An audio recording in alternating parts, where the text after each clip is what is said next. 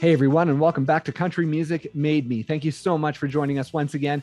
As always, please be sure to like, share, follow, subscribe to us wherever you are listening. You can leave us a review, a rating, tell your friends, your family, your neighbors to come on over and have a listen. That support is huge. Today, we're joined by James Barker of the James Barker Band. Now, the band burst onto the scene in 2016 with their major label debut single, Lawn Chair Lazy. In 2017, they hit #1 on Canadian radio with Chills, and it's been a steady climb to success ever since then. We had a great conversation not only about the success of the band, but also James's beginning in music, because it began long before the band formed in around 2013. It actually began when he was 4 years old on the violin. So please enjoy our conversation with James Barker.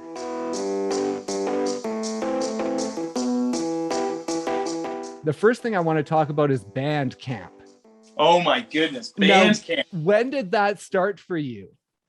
Band camp started really, I guess the camp would have been like grade 10 was the first time I went. To go earlier than that, I played violin when I was like 4. I don't know why. When I was a 4-year-old, I was obsessed with violin, and started playing like classical violin, and then kind of transferred into fiddle like a couple of years later, more like country style stuff, but did like classical music for a couple of years. And so then did that. But when I got into high school, obviously I'd started playing guitar and writing when I was like 12. And they were like, yeah, there's an arts camp that you can go to, and it's going to be all these like kids from all these other high schools. And so I went, and it was like eye-opening to be able to go and collaborate with people. And I mean, you do collaborate with people at your own school and stuff, but it's generally people who are on the scale of invested a little bit to not invested at all. You know what I mean? Yeah. And so going to arts camp for the first time, which is actually where I met Connor. Yeah. You run into a whole bunch of people who are obsessed with music, and a bunch of old bands that none of your other like peers have heard of. So that was like one of the best things. I mean, those programs, just to give a little shout out, that give kids that opportunity to go and do that are literally the reason I feel like 95% of people who are in music because of like those adults and teachers who like push that stuff. Right. And so at the age of 12, you started writing. And so what was it that sort of made you catch that musical bug? Were your parents musical? Was it around the house, or was it something just within you that caught fire? My mom is a musician. My mom she's a singer and then plays some classical guitar. And she actually went to like college, university for music, for singing, for vocals, like jazz stuff, like Joni Mitchell kind of stuff. And so when I was a kid, she would always be playing and singing, and actually wrote a bit. And so I remember I played the violin, and guitar when you're a kid is like a daunting thing because it's so big, you can't get your hands around it. Right. And so when I was 12, I was like, I want to learn. She bought me, because I had started playing the drums when I was like 10. She had bought me Zeppelin 4. And prior to that, I was obsessed with the Beatles, like from grade 6 and younger. I was like, I knew every Beatles song off by heart. And so when I started playing the drums, she bought me Zeppelin 4 and was like, you have to listen to this drummer. Because John Bonham obviously is like, even if you haven't heard it, you've never heard anything like it. Yeah. And so she bought me that album, and I listened obviously to freaking Black Dog and Rock and Roll and all of those songs. And I got Stairway to Heaven. And I was like, I want to learn that on guitar. And so she taught me the intro, the whole like acoustic section of that song on guitar. And I was like, this is it. Like, I want to do this, because now I can write, now I can play. And it was like, I went and started getting lessons and like had the whole song. I was like obsessed with it, had the whole song down like a month, solo and everything. Because you become obsessed when you're that age, you just dive into stuff. And that's when it started. And then instantly all of a sudden you're like, I can write and do all of these things when I have guitar. So it took off like really fast for me as soon as the guitar got in my hands. It was like, gotta write like every day, gotta play 6 hours every day. And that's not an exaggeration. That's all that you care about when you're that age. And so what did it make you feel like as a sort of teenager? You get obsessed with it and want to learn it. But on the inside, when you did learn that stuff, how did that make you feel? I mean, it's so it's so weird. I feel like this is maybe kind of the key to life, but whatever makes you forget that time exists is probably what you should do for a living. And that's what music was. It was never a conscious effort to sit down and practice. It was never a conscious effort to sit down and write a song. It was like, I need to go and do this thing. If I don't get to do this, I'll probably actually be angry. Do you know what I mean? It's like that's what it always was. And so I guess it's like, technically you can say it kind of like fills you up emotionally or whatever, but you'd be feeling, you just want to do it. And like you would get, or like, you know, when you're in high school, you're like just a ball of like hormones and emotions. And so you're trying to make sense of that. And as a dude, you don't want to be talking to other people about it. So what do? You go and try and write it. And you kind of, you know, subconsciously are taking inspiration from all of the people who you've listened to in your life, whether that be anyone from the Beatles to George Strait. You're like, well, he was heartbroken in this song, or he was excited or in love in this song, or he was just like proud in this song. Do you know what I mean? Yeah. I feel like it's so intuitive when you're a kid because you don't overthink it. You know what I mean? Right. You don't have enough frame of reference to even be like, oh, I can't write this or write that. You just do it. You just sit down and you just do it, you know? And so because your mom did it when you were young, did the songwriting become pretty natural for you at that point through sort of middle and high school? Yeah, it really did. And my mom was really good at like being super supportive of that. My sister and I both wrote, and my brother wrote a little bit too, more like just lyric stuff. But she was so supportive, and she was also really good at like creative or constructive criticism and being like, oh, this is a cool idea you wrote, but why did you say this here? And she could hear when you like kind of like comped out on something. Do you know what I mean? Yeah. I was like, you should spend more time on that thing that you clearly like rushed through. She was really good at doing that, which is like one of those things that you really probably only get from someone who's written before, you know, that would listen to it and be like, I can tell that you slacked at this point, and say that but in the most motherly way that isn't offensive, you know? And is there any ideas throughout high school that you wrote about, or any songs that you took inspiration from for any music moving forward, like with your first solo stuff or with the James Barker band? I mean, definitely on the, like, what's the right word? Like conceptually or vibe wise. I mean, the thing that you don't have when you're in high school is necessarily the depth of understanding of like lyrics and like how complicated nuanced melodies and lyrics can be. Right. And so I feel like when you write in high school, it's just kind of stream of consciousness. For me, it was anyway. I mean, I'm Bob Dylan. I'm sure it wasn't. But it was more stream of consciousness. And then didn't get into more of like a craft until I was out of high school and was really able to do it all the time. But I look back at those songs because I still have a bunch of my old like books that I wrote down ideas in. Oh, nice. And somewhere there's a bunch of tapes like that I recorded, probably at my dad's place. And I'm like, those are real things, because like I said, you weren't trying to emulate anything else. You were just trying to you're just trying to say what you wanted to say. Yeah. And so there's like an honesty to that, that I feel like is kind of what you can lose if you're not careful. You kind of need to be able to keep tapping back into that kid who's not a songwriter when you write a song, weirdly enough, as counterintuitive as that sounds. Yeah, definitely. And you mentioned meeting Connor in band camp. Now, throughout high school, there were some bands that you guys took part in, right? What did that all look like throughout high school and playing? It's weird. I mean, when you're in high school and you just are like, I want to be in a band. Okay, I play guitar. And I didn't even really sing. I wrote, but I didn't like to sing for people. And so I was like, I'll just go. And like in grade 9, I was in a band called like Blue Flame or something, where I didn't sing. I just played guitar. And then I actually played as like guitar for like this oldies band of like, to me at the time seemed ancient, but they were actually only probably like 45-year-old dudes. And then when Connor and I started our band, it was for the first time, like I said earlier, where I was like, this person is as committed to music as I am. So we can like book rehearsals and try and get gigs and like join Battle of the Bands and stuff. And that's what happened with Connor and I. Connor's like, I got my buddy who plays bass, and I kind of started singing a little bit. And he's like, let's try and do this stuff. So I had like a handful of songs I'd written, and we got together, and Connor came up with like drum parts, and our good friend Cody came up with bass parts, and we ironed it out and like just started joining Battle of the Bands, which is kind of the thing. You just like are like, because you're like, you don't even know how to go, and you're too young to go play bars, really. Right. And so you're either doing that. And so we would play like the occasional like party, do you know what I mean? Like high school party and stuff. But we started joining Battle of the Bands, and we won one. And like usually it's like you get like recording time or you get like a free pizza or whatever the heck it is. But we got one and we actually lost. And it was like the biggest one probably in the GTA for a rock Battle of the Bands. And we lost to these old dudes because there was like a voting aspect, and they brought all of their like grandkids.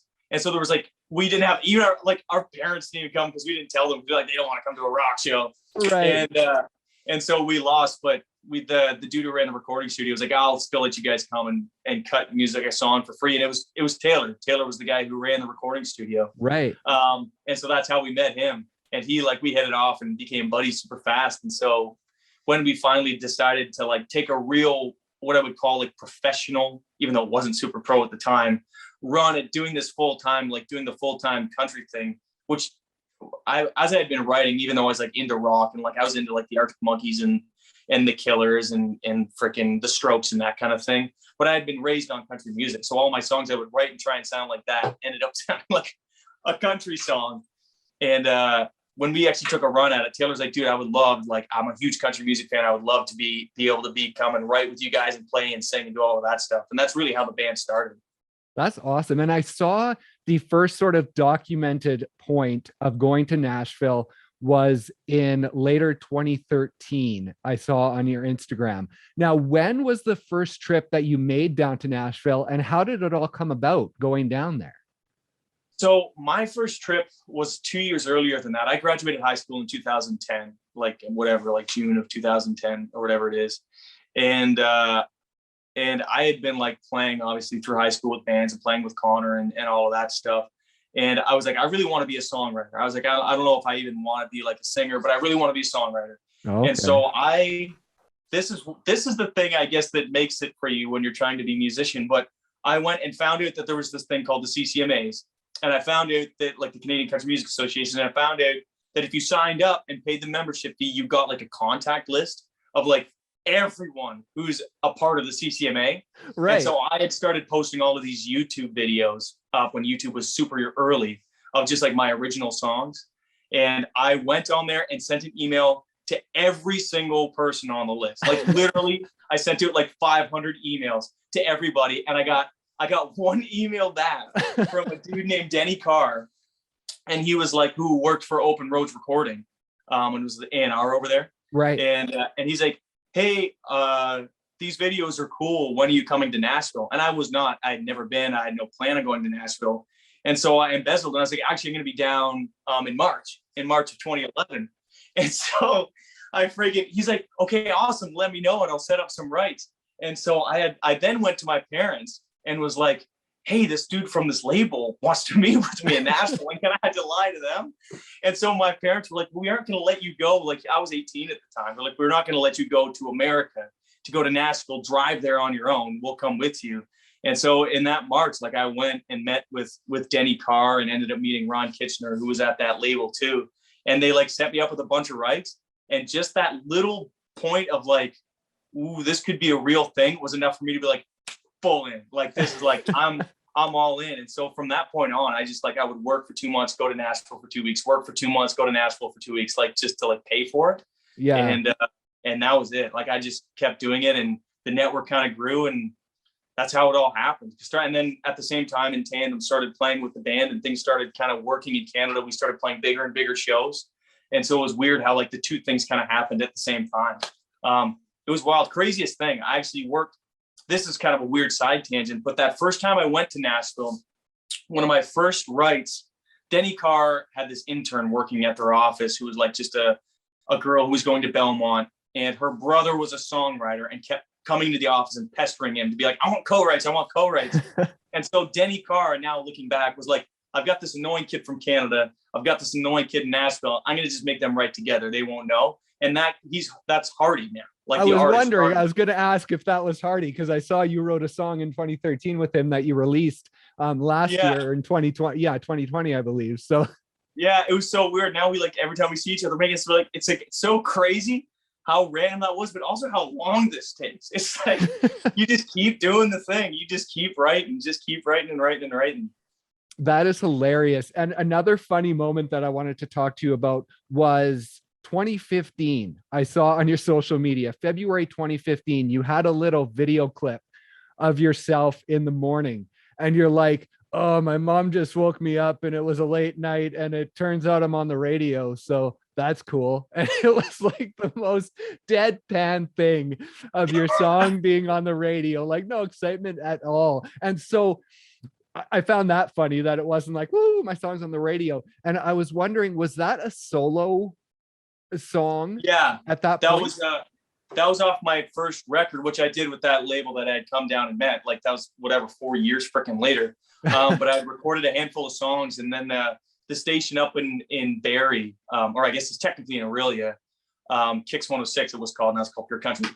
We have a good friend who was good buddies with Taylor, and Taylor was already playing with me, but it wasn't called James Barker Band. Right. It was just called James Barker.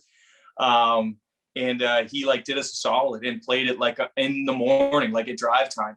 And like, we had no idea he was going to do it. Neil Anthony is his name. He's like still a good friend of ours. And he played the song, and like my mom came, like woke me up. I had been like gigging somewhere the night before, and so I'd gotten home at like whatever 4 o'clock. Right. And she came, and I was so tired. It's so funny though, because like you always, and that was before like the day of TikTok, where now like grown men are doing dances for followers and stuff. Yeah, exactly. But it was like that time where it was like I still like didn't really have any following, and so there's this thing we always joke about with our group, where it's like you have to always like every time you go to post something, in the back of your mind, it's like, oh, my buddies back home are gonna see it, and if I do anything embarrassing, they're gonna comment and they're gonna call me out, and every time I see them, they're gonna do it. So you're always working through that lens of being like, try to do something that's not gonna get you turned, be like, oh, look at you being all excited, crying on Instagram or something. Right. It was totally that thing of like, okay, still got to try and be cool. So, oh man, that's hilarious. And so in 2015 as well was Boots and Hearts. Now, was that the first time that you guys really played as the James Barker Band? I mean, not the very first time. We started playing. We were actually in a band with the 4 of us and another member called Highway 12 for about a year. Oh, okay. And I was just a guitar player. I wasn't the singer. And it got to the point where I was like, I want to try and be a singer. I was like, so, and the other guy was still super tight. And he was like, I want to do it too. And so we're like, okay, let's go our separate ways. And so we ended up going, and like I said, it was just called James Barker, but we were such an obvious band thing that people started calling us that. Like, we didn't ever at any point be like, we're the James Barker Band. It was just like people came and were like, it's clearly not just the dude up there, it's the whole interaction. And people started like billing us as James Barker Band. Oh, okay.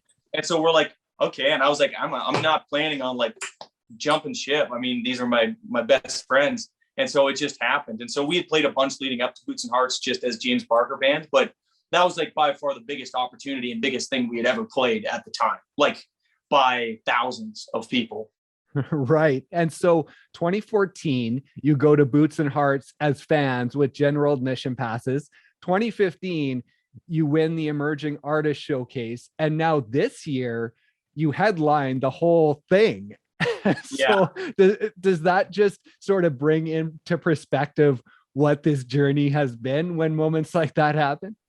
Yeah, it's insane. Like thinking back to those moments, because if there's one thing COVID's been good for, it's like being able to reflect on that stuff, because when you're in it, you're just like nose to the grind and you don't have a chance to look up and see how far things have changed, like how much has changed and how far you've come. Right. But this year coming back and being a headliner on a show is so different, because when you're an opener, there's always something in the back of your mind. You're like, we can't be too long. We've got to be fast. Sound check's going to be quick. We got to do it. People are going to be anticipating the person after us. And when you're a headliner, it's like, it's the pinnacle of the whole event. You know what I mean? And so to go back and be like, tonight is all about us, and to come out, because you kind of need to have that, like a bit of an ego when you're on stage. You got to take that guy off when you get off stage, because it'll make you crazy. Right. But like, it's like, it totally gives you like a confidence boost and like some extra like oomph going on, and being able to go back and be like, a couple years ago, we were like playing side stage at like 1 PM, and now we're headlining. It totally is like a game changer. That is awesome. And shortly after that, you signed your first record deal. Now, I saw a quote from you. I don't know if it's on social media where it was, but you said before you signed that deal, you were told by a lot of other labels, a lot of other people, that you were behind the curve of country music. Talk about that and just that experience leading up to signing with Universal and sort of what you were told as a band. Yeah, it was really weird. Like we had done like a bunch of like competitions and that kind of thing, and been told a bunch of times, it's like, you're either ahead or behind the curve. We don't know which one. And, which is like discouraging to hear. Like, obviously you get discouraged, but like at that point you're too committed to give up. So you just kind of keep toughing it out. But it's crazy because I look back and I'm like, we kind of like, if I had seen us now, I'd be like, these guys don't have their stuff together. I'd be like, this is not it. But it is crazy. I don't know, like, thank goodness for people like the people at Universal who believed in us and on our management team to look at us and be like, we can see the potential here. Because I do feel like we are like, just not like, I was like, I look at how I dressed and I was like, man, you look like an idiot. And like, even like, we would like show up like unprepared and not have like extra guitar strings or like be out too late the night before. It's crazy how, and we've seen it now too, with like other friends in the industry who are at the same stage as us, where it's like, people, like, it takes a while to get that stuff together and you need people who believe in you to help you through that. You know what I mean? Right. And thank goodness people did. Well, that's interesting because you work so many years to get to this certain point, right? But when it happens, is it almost surreal that, you've been chasing it, but maybe in the back of your mind, you thought you'd never get there. And then when you do, you're not necessarily ready for it? Yeah, I feel like there is a sense where if you've been doing this long, you probably are ready, but it's really, really easy to like lose the confidence and be like, this is like, because like, it's that thing where all of a sudden your whole life, you can be like, okay, I can do 99% I can do a job 99% of the to its potential. Right. But, and you're like, and it's good enough because I'm only at this level. When you get to the highest level, you are competing with people who are doing the job 100% to their like to the maximum potential. And so you have to start doing that. You have to hold yourself so much more accountable and be so much more professional and like push so much harder. It's like the professional athletes where you hear about the dudes who like, when they get to the NHL or the NBA, they work 10 times harder than they did to get there. Right. Because now you're against the best in the world. You like, you know what I mean? There's no backing out anymore. And I feel like that's kind of the way it was for us. But there's also the gratification when things work at that level is way higher because you're like, we are performing against the best in the world and things are working. So clearly we've come far enough that we know what we're doing. And so in 2017, when Chills hit number one, what was that moment like? Because that's the pinnacle, right? A number one on Canadian radio. That was wild. We were out on tour opening up for Team Brody on our first kind of full Canadian wide tour. And we were still, that to me, that part of my life is like a blur because I was still managing the band. Like we didn't have management. We had just gotten on with Universal and like we're just like still like kind of scrambling to make it all work and convince everybody that was at the label and everything that we were legit. You know what I mean? Right. And so like, I'm like trying to like book shows and we like made our own like tour bus to go on the tour because we couldn't afford it, but you don't want people to know that because you need the perception to be that you're like rock stars. And so I remember when it went number one, it was like such a shock because like you're not paying attention to that. You're just every day you wake up and you're like putting out fires and trying to keep the ball rolling and keep the momentum going. And so when that happened, it was just like a shocking thing. I think we were playing maybe like Winnipeg or something that night. And I just remember going up and like everyone knew the words to the song, like the whole, whatever it was, like 5,000 or 6,000 people in that place. And I was like, this is like crazy. Like, you're like, how can this happen? Like, we've got like a 25-minute set before Dean Brody. It's like, how can there be so much chaos? And then you go up and you're like, this makes it all better. Do you know what I mean? It all is worth the 24 hours of work you put in to get there the day before. And so when that hit number one, you had already signed, but like you say, you were still kind of grinding it out. When that hit number one, was that sort of a realization that this was going to work? Sort of that realization that this is going to be a career as long as we work hard at it? Yeah, I think so for sure. And like us, weirdly enough, we've got like this insane, silly level of confidence and always have. We're like, if we just keep working hard, it must be like a farmer thing. Where it's like, if you just keep working hard, you will be able to achieve your goal. You just have to keep working hard and work harder than you've ever worked, and then work harder than that again. And I feel like with Chills, it was like that thing, but it was almost like a dangerous amount, because then we're like, what's the next? You know, we're like, America's next. We're like, right. You know, you're like, here's the next thing. And so it was totally a confidence. And those early stages when you're first starting out, it feels like you do 6 months of grinding, and then you'll get one little opportunity or one like little light. And that was totally the thing where like we were kind of run down. We're on a tour. You're like, you're not eating properly. You're not working out. You're like up late. You're driving through the night. And so that was totally one of those things where it's like, this is it. And we're like, you do have that moment of like, people are resonating with this thing. Until now, until you get like that reassurance of a number one, you're like, is it working? Is it just like a flash in the pan? Is it just something? And then when you don't get those number ones unless it's resonating, you know what I mean? Like the songs will fall off. And that was like a clear moment, especially when the fans knew it. It wasn't like some contrived thing that a label put together and forced up. It was like people liked the song. And that was totally one of those things. It was like, okay, well, how do we do that again? And so from number ones to like billboards in Canada and the US to playlist covers to all these things, do you have to make sure you stop along the way and enjoy them? So it just doesn't become a blur and all of a sudden you look back and think, oh, I missed those things. That's definitely something that like, I feel like hopefully going out of COVID, we do more, because going into it, especially like those first 4 or 5 songs in Canada, it was totally, and this is 100% something from like my dad and the farm thing.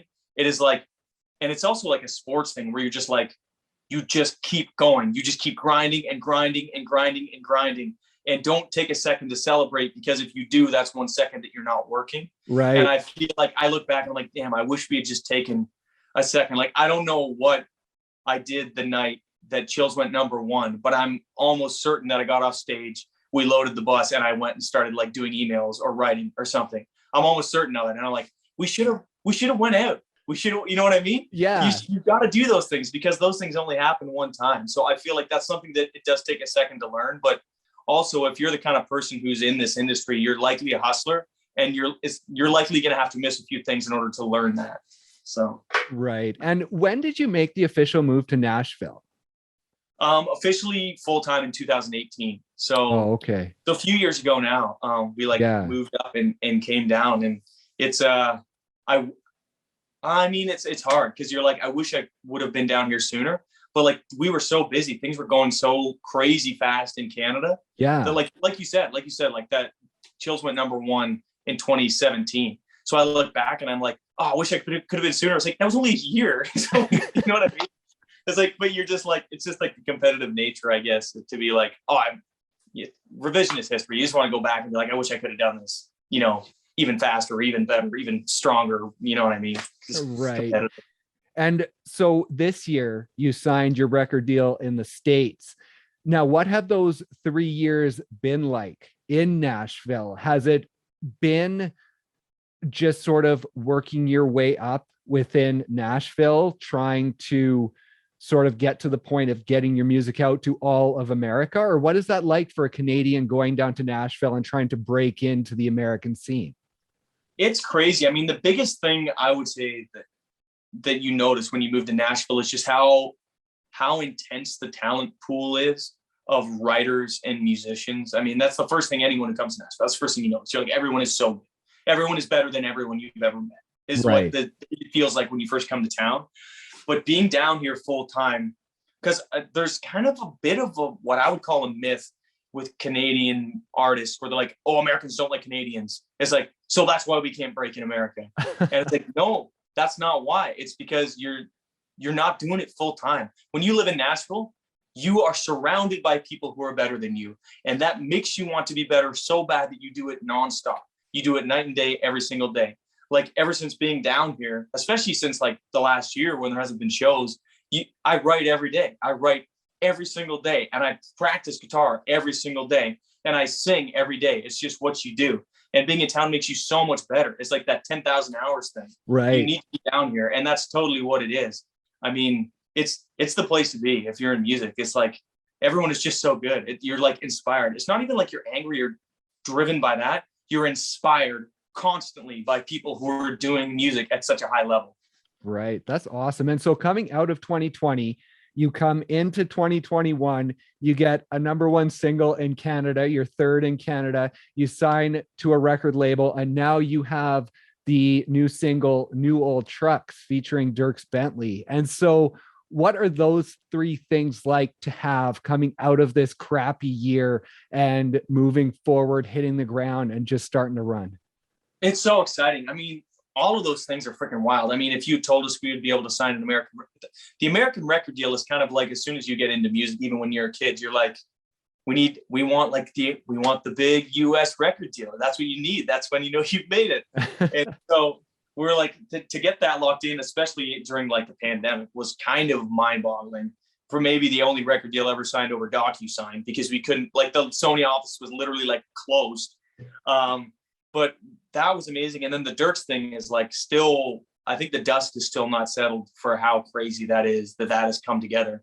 I mean, New Old Trucks is not even I think that song was written the day before my son was born, which is June 29th. Oh, okay. And so it was written on the 28th. And so that song is like really new. I mean, that song is like, usually you write a song and it's like around for a year before you cut it, release it, and all of that stuff. And so we like had written that song. Our guys, good friends with Dierks, showed it to him when they were driving home from like a camping trip or a wedding or something. And Dierks was like, I love the song, I want to record it. And he was like, can I come in next Wednesday and cut vocals? It was like that. And then it was out the radio within a month. It was like, it happened that fast. And so like, we're all still like, our heads are spinning from that happening, because we're all such huge Dierks fans. That is amazing. Well, I think you do have another number one Canadian hit on your hands, and hopefully this will be the one that'll get you into American radio as well and shoot you up the charts there as well. Really hoping. I mean, it feels, that song feels special. So we expect big things. Awesome. Well, congratulations on all the success. Thank you so much for taking the time and sharing your journey. It's great to learn sort of the journey behind what we see on the charts and within your music, and learning what you've gone through to get to this point. Well, thank you so much for taking the time to listen to me blab about music.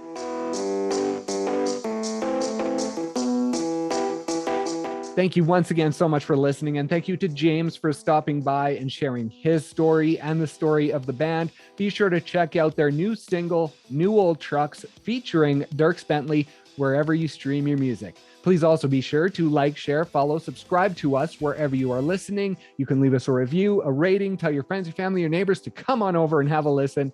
That support every week is huge. Thanks once again for listening, and we'll see you next time on Country Music Made Me.